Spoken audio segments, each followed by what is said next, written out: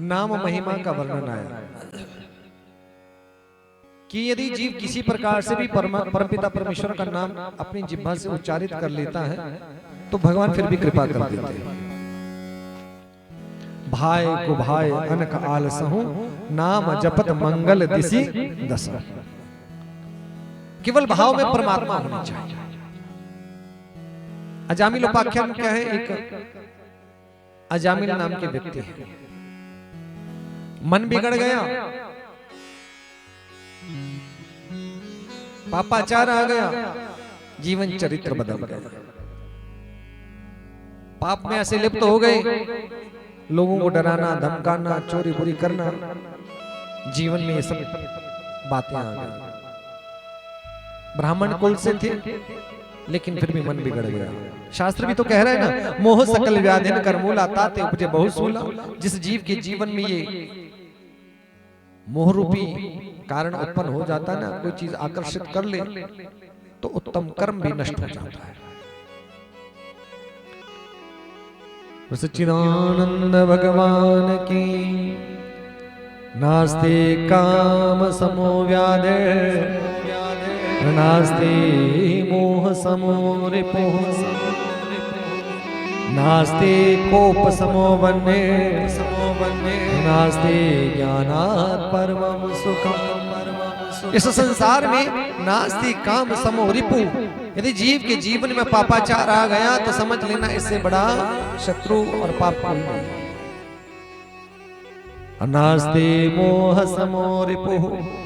मोह से बड़ा शत्रु भी कोई नहीं है। अगर मोह ने ना बांधा होता तो आदमी अपनी मुक्ति करा लेता। हम एक खूंटे से बंधे हुए सब, गृहस्थी रूपी खूंटा है ना, रहना तो चाहिए उस गृहस्थ में, लेकिन अपेक्षा किसी से मत करो।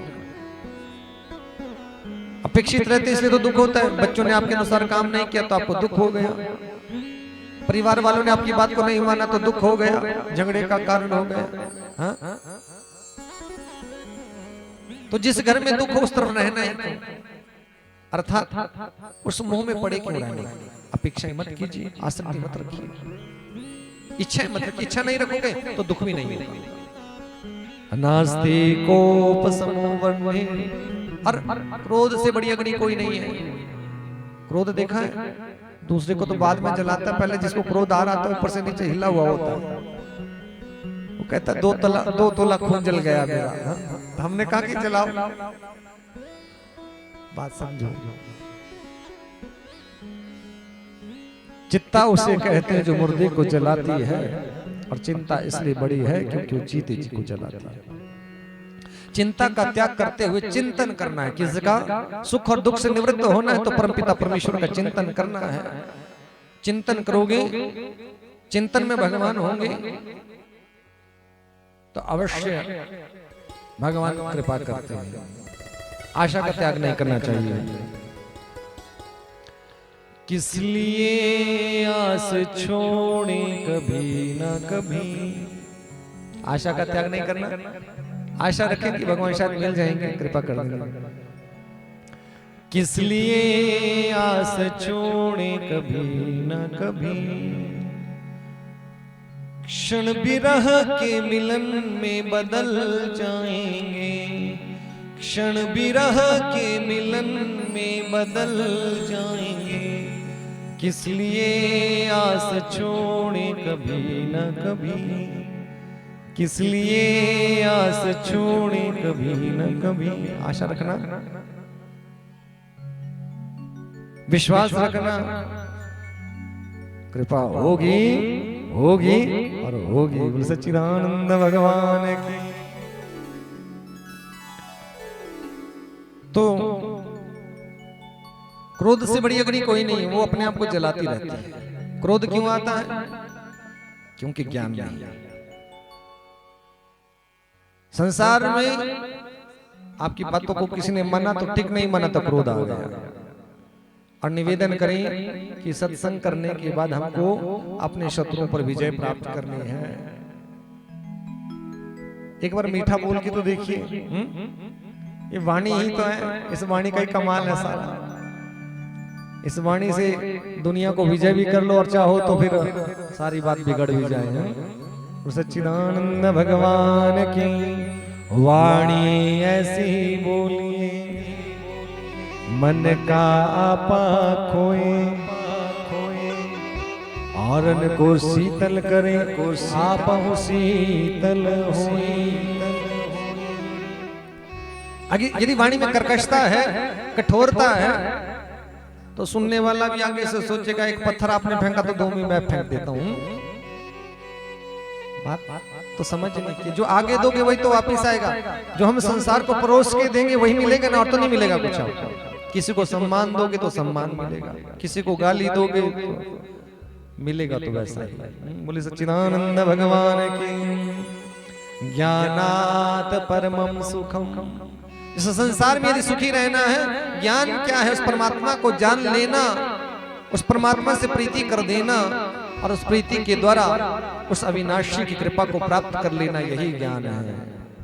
आज अजामिल का मन बिगड़ गया, लोगों को डराना, धमकाना, धन का हरण करना। तक्षकस्य विषम दन्ते मक्षिकायास्तु मस्तके, वृश्चिकस्य विषम पुच्छे सर्वांगे दुर्जनेशम। सांप की विष कहाँ होता है? तक्षकस्य विषम दंते, दांतों में। मक्षिकायास्तु मस्तके, मधुमक्खी के मस्तक पर डंक होता है। वृश्चिकस्य पुच्छे, बिच्छू की पूंछ में। और जो दुर्जन आदमी होता है, दुर्जन जानते हो ना, जो किसी का अच्छा कर ही नहीं सकता, न मन से, न वचन से, न कर्म से, उसके तो अंग अंग में विष भरा होता है। लोग रास्ते में डरते हैं, शायद ही मिल गए, अब क्या बात करेगा, क्या कहेगा, क्या बोलेगा। इसलिए पहली कोशिश तो करते कि हम रास्ता काट के निकल जाए। तो समझ लेना, सत्संग के बाद हमको अपने जीवन के विकारों को जीतना है। बिनु सत्संग विवेक न होई। ये विवेक बुद्धि जागृत हो जाती है, हम समझ पाते हैं हमको कैसे जीवन को जीना है, कैसे अध्यात्म में प्रवेश करना है। आज अजामिल लोगों को डरा धमका करके धन इकट्ठा करते, पर स्त्री के साथ रहने लगे। एक दिन अजामिल के गांव में एक संतों की मंडली आई, किसी से पूछा महाराज कोई उचित स्थान बताएं रात्रि में रुकने के लिए, क्या भक्त अजामिल के घर चले जाइए। अजामिल का स्वभाव बिगड़ गया था, ब्राह्मण कुल से थे लेकिन आचार व्यवहार बिगड़ गए थे। अब संत सरल स्वभाव अजामिल के घर पहुंचे। अजामिल की पत्नी ने संतों को देखा, प्रणाम किया, कहा महाराज आप आए, मेरा धन्यवाद, लेकिन मैं अपने हाथ से आपको जल भी नहीं पिला सकती। कि क्यों? क्योंकि मेरे पति तो पापाचार करते हैं, आप भक्ष्य पदार्थों का सेवन करते हैं, लोगों को डराते धमकाते हैं, उनके जीवन में पाप है। और इस कारण से हमारे घर में जो भी कुछ वस्तु है उनकी कमाई हुई है वो मैं आपको नहीं दे सकती। संत जाने लगे तो अजामिल की पत्नी के मन में भाव आया, क्यों ना मैं उनसे आग्रह करूं कि आप मकान के आंगन में रुक जाइए। संतों से कहा आप यहीं रुक जाइए आंगन में, मैं सूखा अन्न दे देती हूँ, आप उसी से भोजन बना लीजिए।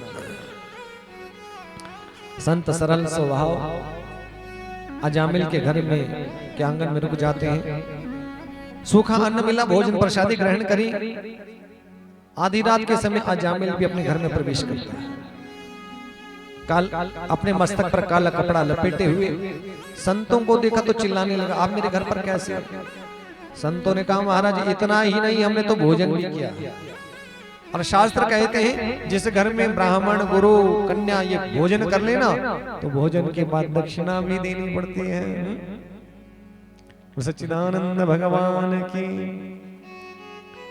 तो इसलिए हमने भोजन किया है, दक्षिणा भी बनती है।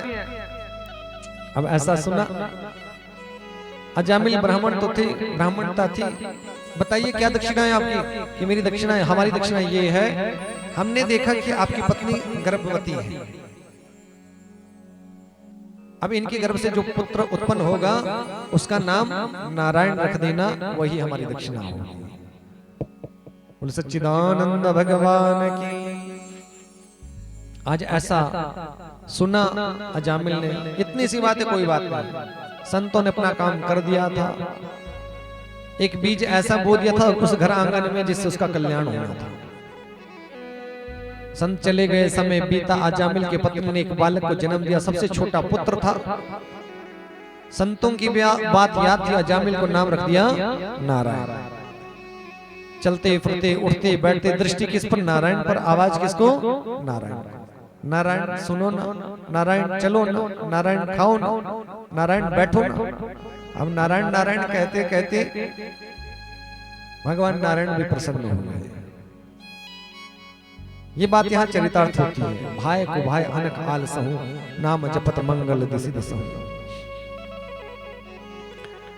एक दिन अजामिल सोए हुए थे, रात में स्वप्न देखा, यमदूत आए। यमदूतों ने अजामिल की तरफ यमपाश फेंका। चल अजामिल डर गया, चिल्ला रहा है बचाओ बचाओ, कोई नहीं दिखा। स्वप्न में क्या दिखा? दूर उनका बालक नारायण कुछ बालकों के साथ खेल रहा है। नारायण को आवाज लगाना प्रारंभ कर दिया, नारायण बचाओ ना, बचाओ नारायण बचाओ। पुत्र ने तो नहीं सुना, लेकिन नारायण ने सुन लिया। अपने दूतों को जाकर के भेजा, जाओ इसके प्राणों की रक्षा करो। भगवान के दूत आए, यमदूत यमपाश फेंक रहे हैं तो भगवान के दूत यमपाश को पीछे हटाते और अजामिल के प्राणों की रक्षा करते हैं। निराश होकर के यमदूत को वापस लौटना पड़ा। एकाएक डर के मारे अजामिल उठ गए, आंखें खुली, ये कौन सा दृश्य था? आज मुझे लेने तो यमदूत आए थे और मैंने अपने पुत्र को पुकारा, लेकिन भगवान के दूतों ने आकर मेरे प्राणों की रक्षा की। अगर मैं जीवन में सत्य भाव के साथ उस अविनाशी के नाम का स्मरण करता हूं तो मृत्यु का कैसा होगा। उसी दिन से घर गृहस्थ का त्याग करते भागवत के दशम स्कंद का पाठ किया और भगवान की कृपा को प्राप्त किया। बोले सच्चिदानंद भगवान की। ये नाम महिमा का वर्णन है। शास्त्र ये कहता है कि किसी प्रकार से मनुष्य के जीवन में उनके मुख से भगवान का नाम निकलता रहे तो कल्याण अवश्य हो जाता है। यमदूत लौट करके आए, यमराज ने पूछा कहां है वो अजामिल? प्रभु हम तो सोचते थे कि इस संसार में किसी का जीना और मरना आपके हाथ में है, आपसे भी बड़ा कोई है कि क्यों? क्या हुआ कि जिस समय हम यमपाश फेंक रहे थे, अजामिल ने नारायण के नाम को पुकारा, नारायण के दूतों ने आकर फिर उसके प्राणों को बचाया। यमराज जी कहते हैं यमदूतों सुनो, जिस जीव ने अपने जीवन में एक बार भी सच्ची श्रद्धा के साथ, सच्चे भाव के साथ और समर्पण के साथ नारायण के नाम को पुकार लिया, उसे मेरा यमपाश कभी स्पर्श भी नहीं कर सकता है। और यमदूतों जिसने सच्चे भाव या श्रद्धा के साथ भगवान का नाम नहीं जपा, उसे तो यमपाश में लपेट करके मेरे पास ले आना। सच्चिदानंद भगवान की। ऐसी अनन्य कथाएं भगवान की। नारद जी को शाप लगा है दक्ष का। दक्ष प्रजापति के 10,000 पुत्र हुए, उनसे कहा जाओ इस सृष्टि को आगे बढ़ाने में सहयोग करो। रास्ते में नारद जी मिले, कहां जा रहे हो? कि अभी तपस्या करनी, फिर पिता की सहायता इस संसार को आगे बढ़ाने में। अरे तुम भी बड़े भोले हो, कुछ नहीं इस संसार में, विरक्त हो जाओ, सन्यासी हो जाओ। 10 के 10,000 पुत्र सन्यासी हो गए। दक्ष को बड़ा दुख हुआ। फिर पत्नी के द्वारा 1000 पुत्र और उत्पन्न किए। उनसे भी कहा पहले तपस्या करो, फिर संसार आगे बढ़ाना। नारद जी टकर गए रास्ते में, कहां जा रहे हो दक्ष पुत्रों? कि पिता ने कहा कि तपस्या करना, फिर सृष्टि आगे बढ़ाना। कुछ नहीं रखा, सन्यासी हो जाओ। वो भी सन्यासी हो गए। दक्ष को बड़ा दुख हुआ। कहा तो सृष्टि चक्र आगे बढ़ाना था, कहा ये चक्कर सब हो गया। नारद को शाप दे दिया, जाओ मैं तुम्हें शाप देता हूँ, लोक लोकांतर भटकते रहो, 2 घड़ी से ज्यादा कहीं रुकना नहीं हो पाएगा। सच्चिदानंद भगवान। देवताओं ने एक बार विश्वरूप को अपना गुरु बनाया था और इंद्र ने बाद में अपने गुरु की ही हत्या कर दी थी। गुरु निंदा का, जो लोग गुरु निंदा सुनते हैं या करते हैं, ध्यान देना, उनको महापातक लगता है। और गुरु आज्ञा की अवज्ञा करें तो दोष लगता है। ऐसे विश्व रूप ने को गुरु रूप में वर्ण किया, देवताओं ने, देवराज इंद्र ने अपने गुरु का वध कर दिया उसका, विश्व रूप का। इनका दैत्य कुल से संबंध था। एक बार इंद्र सभा में बैठे हुए थे शची के साथ। देवगुरु बृहस्पति है। ये कथा एक बात और चरितार्थ करती है। जब कोई व्यक्ति अपने पूजनी का अपमान करता है तो जीवन में संकट आ जाता है। देवगुरु बृहस्पति को देखा भी नहीं इंद्र ने, प्रणाम तो दूर की बात। देवगुरु बृहस्पति को बड़ा दुख हुआ। अरे इंद्र इतना अभिमान, अंतर ध्यान हो गया। दैत्यों को पता चला तो आक्रमण कर दिया देवताओं पर। देवगुरु बृहस्पति के बिना अधूरे, भगवान की शरण में गए, ब्रह्मा जी की स्तुति करी तो ऋषि त्वष्टा के पुत्र विश्वरूप को गुरु रूप में वर्ण किया था। दैत्य कुल से संबंध था तो विश्वरूप भी जब हवन करते थे ना देवताओं के लिए, तो दैत्य कुल से संबंध चुप चुप के दैत्यों को भी आहुति डालते थे। ऐसा इंद्र को पता चला, क्रोध आया। इन गुरुदेव के 3 सिर थे, तीनों सिर काट दिए। ब्रह्म हत्या लग गई। ये ब्रह्म हत्या 4 जगह पर बांट दी गई। वो कौन कौन सी जगह है? एक ऊसर पृथ्वी होती है, वहां पृथ्वी पर आपने देखा वो हरी हरी सी काई जम जाती है, घास काई जो होती है वो ब्रह्म हत्या का रूप है। वृक्ष में वही काई लगती है, वो भी ब्रह्म हत्या का रूप है। जहां पानी है वहां पर वो काई जमती है, वो भी ब्रह्म हत्या का रूप है। चौथा स्थान स्त्रियों को दे दिया गया। पिता त्वष्टा को क्रोध आया। इंद्र पहले तो मेरे पुत्र को गुरु रूप बना करके ले गए और उनका वध कर दिया। दक्षिणाग्नि से एक पुत्र और प्रकट किया जिसका नाम हुआ वृत्तासुर। वृत्तासुर प्रकट हुआ। सामने ध्यान दीजिए, सामने देखिए, सच्चिदानंद भगवान की। वृत्तासुर प्रकट हुआ। देखते ही देखते विशाल देह धारण कर ली। पिता से कहा आज्ञा कीजिए, जाओ उस इंद्र का वध करो, क्योंकि उसने तुम्हारे भाई विश्वरूप का वध किया है। आज वृत्तासुर ने देवताओं पर आक्रमण किया। देवता मारे मारे भाग रहे हैं। पहले ब्रह्मा जी के पास गए, फिर विष्णु भगवान के पास गए। विष्णु भगवान ने कहा देवराज इंद्र, क्रम तो आपका भी अच्छा नहीं, अपने गुरु का अपमान किया है, गुरु हत्या किया है। लेकिन एक काम करो, ऋषि दधीचि की अस्थियों से वज्र बनेगा, उसी वज्र से इसकी मृत्यु होगी, वृत्तासुर की मृत्यु होगी। जाकर के उनसे आग्रह कीजिए कि वो आप अपनी अस्थियां आपको दे। देवताओं ने भगवान को प्रणाम किया। दधीचि ऋषि के पास आए। ऋषिवर, हम पर बड़ा संकट आ गया है। भगवान नारायण ने कहा है कि दधीचि ऋषि की अस्थियों से वज्र बनेगा, उसी से उस वृत्तासुर का अंत होगा। तो कृपा करके आप हम पर कृपा करें। देवताओं के कल्याण के लिए दधीचि ऋषि ने योग के द्वारा शरीर का त्याग किया। उनकी अस्थियों से वज्र बना। फिर देवराज इंद्र और वृत्तासुर में पुनः युद्ध प्रारंभ हो गया। वृत्तासुर ने वो हाथ में वज्र देखा तो जान गए थे से मेरी मृत्यु होनी है। इसलिए उस समय उन्होंने